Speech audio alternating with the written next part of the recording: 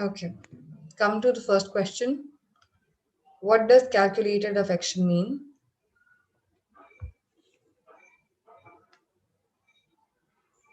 Guys, have you read the passage? Do you need a couple more minutes?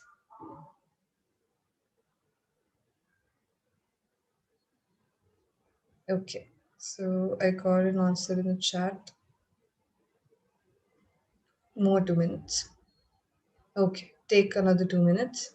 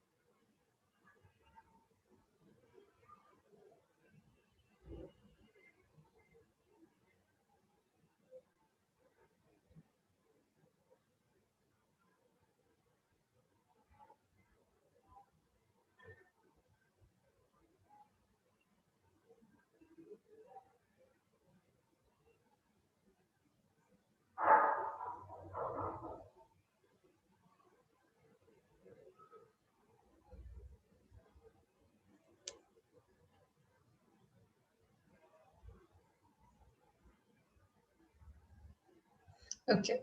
I think one more minute.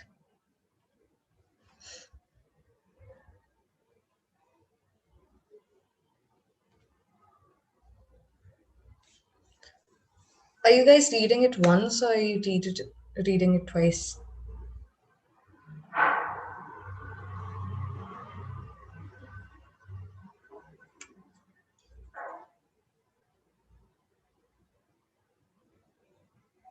Just give it one read. Please do not take too much time in this process because the questions are the important part.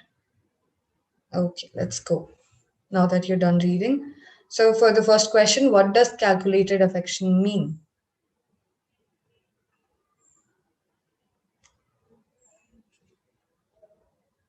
Okay. Any answers? Option D, affection which comes as an arm. Okay. Option C, affection which is bogus and forged. So the correct answer for this, if we look at the evidence, but it is useless to attempt to give it as a calculation in a way that one which the way in which one might lend money at interest, for a calculated affection is not honest. It is not felt to be so by the beneficiary. So they're talking about it being not honest. Now, another word for something which is dishonest is something being bogus or forged, something being faked. Thus, option C is the correct option. Arm would be when you give it as charity. So that's why option C is correct. Come to question number 2. According to the passage, a happy man, option B, has free affection and wide interests. Option B. All right. Option B is correct. Now let's go to the next one. Yeah, option B is correct. Which of the following statements is not true in the context of the passage? Question number 3. The happy man has wide interest. Courage has been recognized as an important virtue. A happy man lives objectively. A happy man does not demand affection. Moral courage and intellectual courage has been extensively studied. Option E. Yeah, so in the passage, what they say is that it hasn't been studied. So, but moral courage and intellectual courage have been much less studied. So correct. Option E.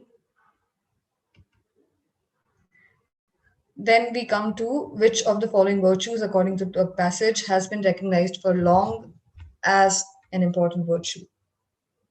So the correct option for question number 4 would be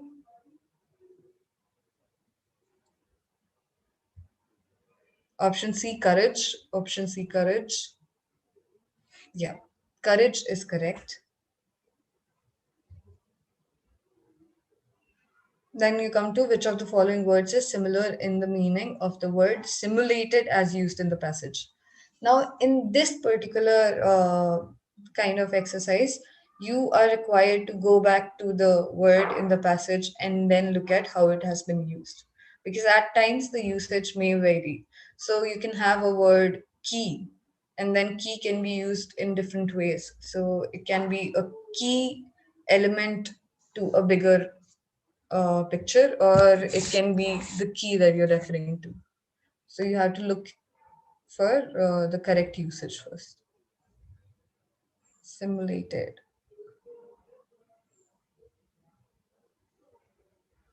Can you direct me to the word?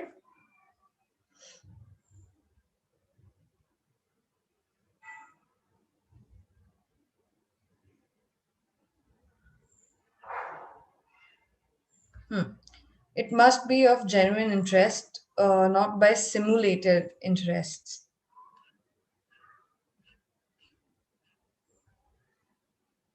So, according to that, what is the correct option for question number 5? Option D, directed.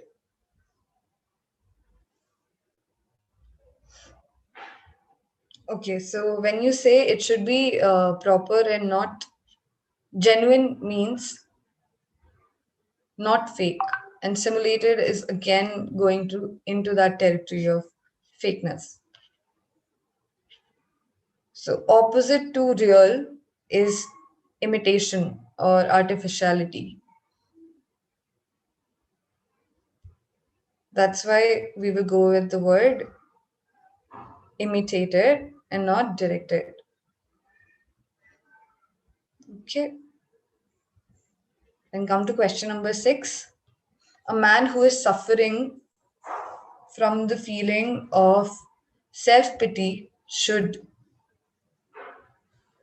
option B, persuade himself that everything is all right in its circumstances. Any other answers?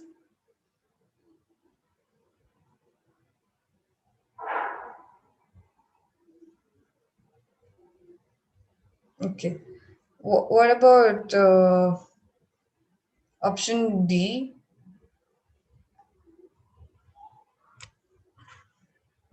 So let's see which one we find evidence for. So this is the one you guys want to go with. Persuade himself that everything is all right in this circumstance. That is what the last part of the passage says here. But when we go to this part of it, control his passions and emotions.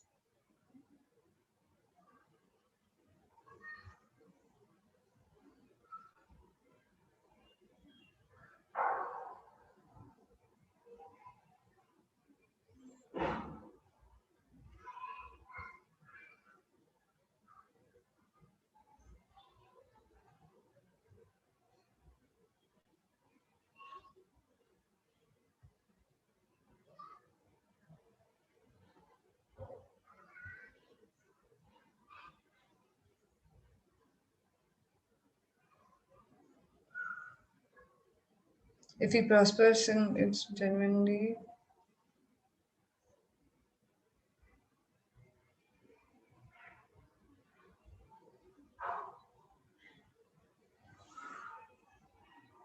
Ninth line from the bottom.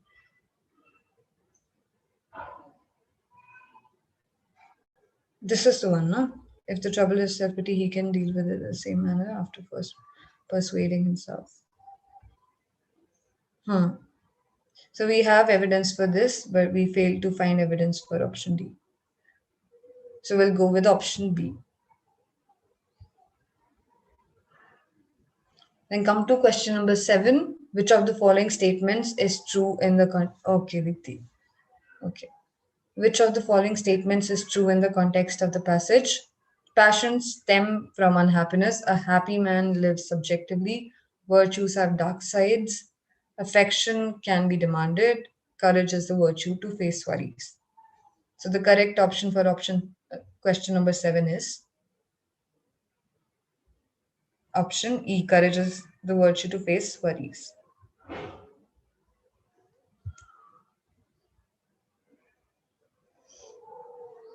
Any other answers? Okay. That is correct. Option E is correct. The entire passage talks about how courage is the important virtue and it creates fearlessness. So,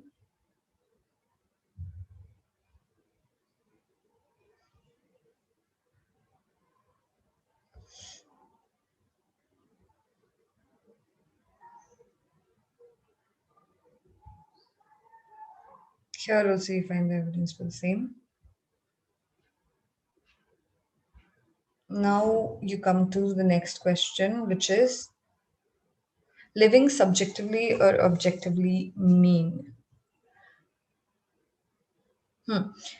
So subjectively is when you connect to that particular topic. So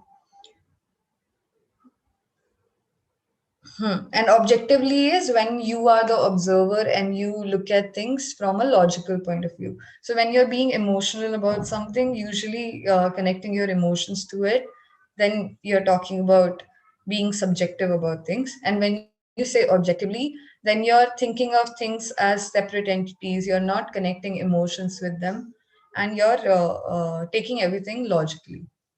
Is that clear? Okay.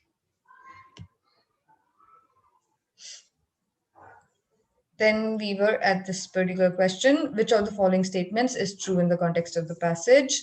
Passions stem from unhappiness. Happy man lives subjectively. Virtues have dark sides as well. Affection. Okay, we discussed this. My bad. Come to question number 8. Which of the following statements is similar in meaning to the word potent as used in the passage? Let's go to the word. First, look at the options: adventurous, callous, vigorous, shrinking, audible. What do you think? What is the meaning of potent?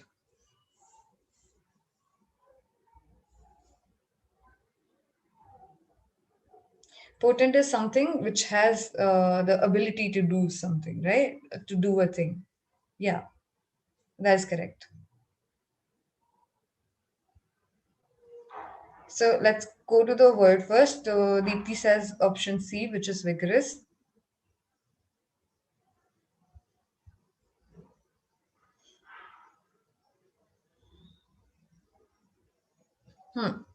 To be the recipient of affection is a potent cause of happiness. So one of the reasons, which is the main reason for the happiness, or because of which you want to be happy, then the word should be adventurous. Doesn't make sense. Callous is not being careful, or yeah. So vigorous is in excessive bouts. So that is one word which we can consider. Then shrinking is directly opposite. Audible is related to auditory. So the correct answer is C. Rahiveti Deepti. Yes. Then let's come to question number 9. Which of the following words is opposite? Now, please note that now we're talking about the opposite word and not similar. So, whatever the word has been used in the sense, we have to think of the sense which is opposite to it. Conviction as used in the passage. Option D, doubt. So conviction is a belief, and the other words which you have are synonyms, and the only word which stands different is option D, doubt. So you don't even need to like go back to the passage here, you can deduct it directly. But it's always, if you have time, it's always better to refer to the passage. Then come to, but when you're trying to save time, this method also works, the method of deduction. So deduct all the ones which are not relevant, and then you'll arrive at the options which might be the correct ones. Then, when you think about the cause of unhappiness, you introspect and look critically at yourself, realize that life can be lived in different ways, practice exercise designed to give coverage, become a self centered person. So, Srinidhi says option D, Deepthi says option D.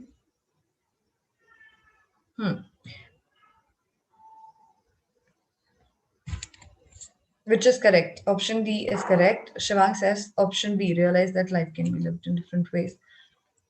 The passage does go on to say similar things,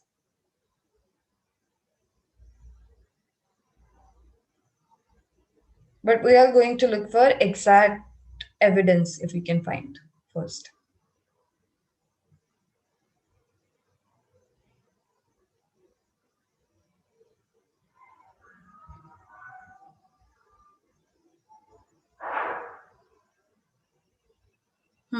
Right here, so long as he continues to think about the causes of his unhappiness, he continues to be self centered. So, because we have a direct evidence, we'll go with option B,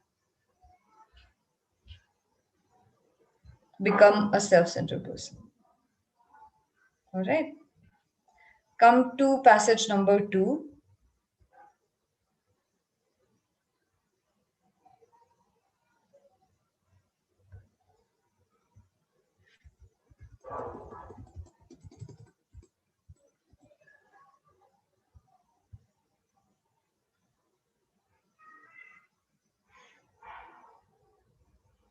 Go through this passage, but I would suggest first go through the questions so that you know what to focus on.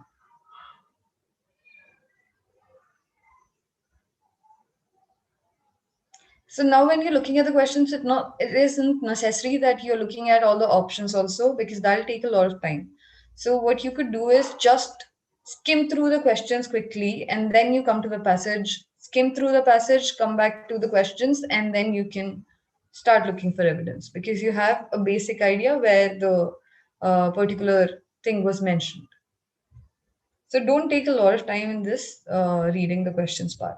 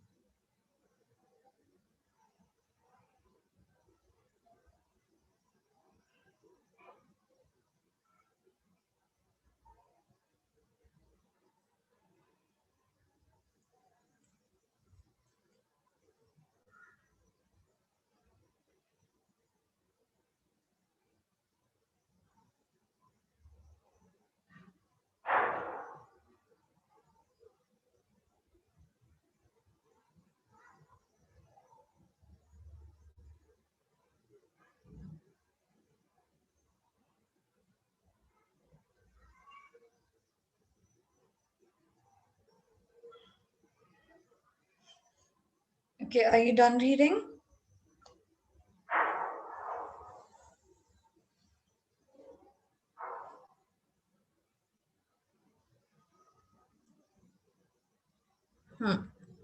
All right. Uh, Come to the first question. Question one: why, according to the author, is a distinction between management and leadership crucial?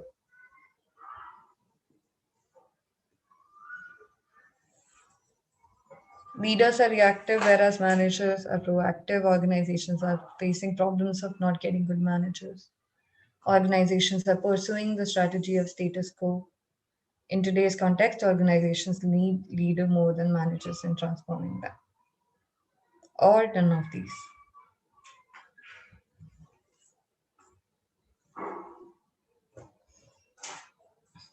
Any idea, guys? Do you need more time to read the passage? Option D: in today's context, organizations need leaders much more than the managers in transforming them. Which is correct, because when we talk about this one, leadership outlines what his impending should look like, bring into line people with that vision, inspires them to make it happen despite us. The distinction is absolutely crucial for our purposes here. Yet, for historic moves, numerous organizations today don't have much leadership. Headship is leadership.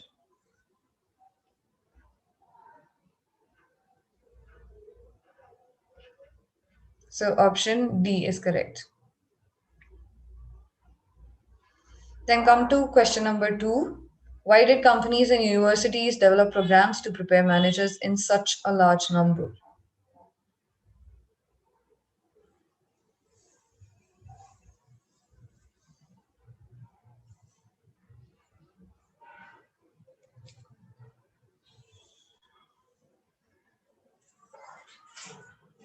Option B. A large number of organizations were created and they needed managers in good number. Option number B is correct.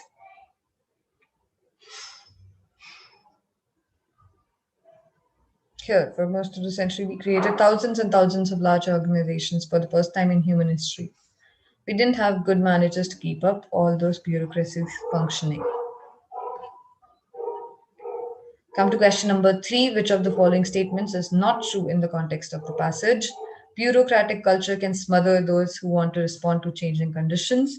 Leadership produces change and has the potential to establish direction. Pressure on managers comes mostly from within. Leadership centers on carrying out important functions such as planning and problem solving. I'm sorry, I'm having a little breathing issues. Managers believe that they are the best and that their idiosyncratic traditions are superior. Yashashri says, okay, that was for the earlier question. For question number three, what is the correct answer?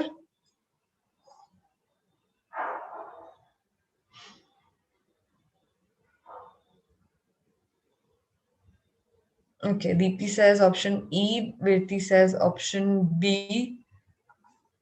I say option D. Any other answers? We'll go and try to solve this one. So option E is managers believe that they're the best and that their idiosyncratic traditions are superior, which is there in the last part of it. Here, if you look at this part, they're talking about the managers that are not good, the managers that are arrogant, evaluate their current performance, competitive position, listen poorly, learn slowly. So this all being mentioned.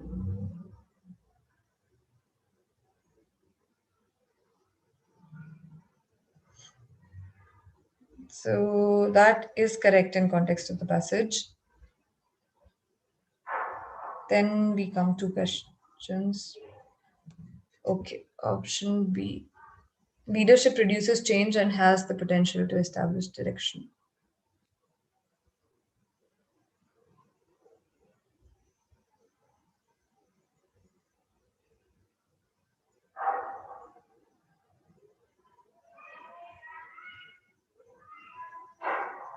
So here we talk about it, leadership changes. So we're talking about the transformation, and it gives direction. Bring into line people with that vision, inspires them to make it happen despite the obstacles.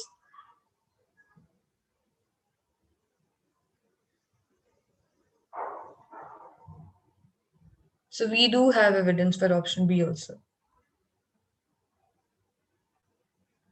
But when we come to the reason I want to stick to option D is because they say leadership centers on carrying out important functions such as planning and problem solving.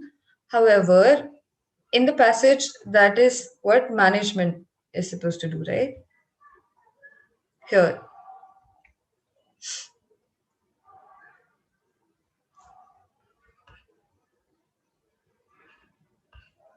that's why option D. We come to option four, question four. Which of the following is not the characteristic of bureaucratic culture?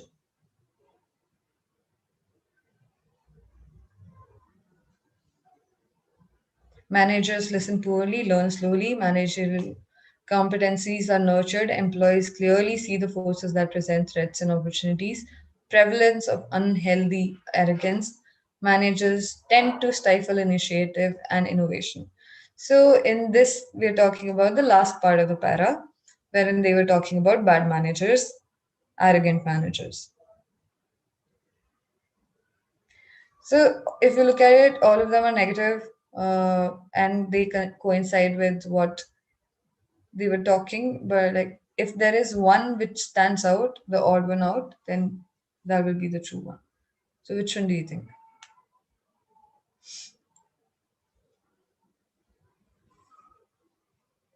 Clearly, option C. Employees clearly see the forces that present threats and opportunities because here we're talking about them not being able to. Inwardly focused employees can have difficulty seeing the very forces that present threats and opportunities. So that's saying exactly opposite to what this particular option says. Thus, the correct option becomes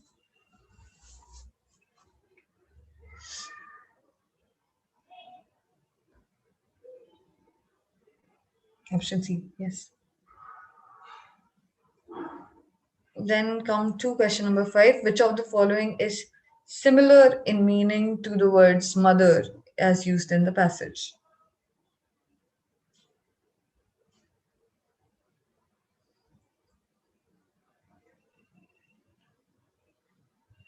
So if we look at the word one by one, attack is directly to attack someone. Then criticize is attacking with words. Usually, instigating is to uh, make them do something or like uh, so to coax them into doing something. Then encouraging. So I think yes, influencing others. Only the one which goes close to smother is suppress, right? So the correct option for question number five would be option A.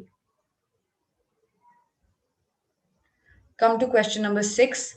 How has the author defined management?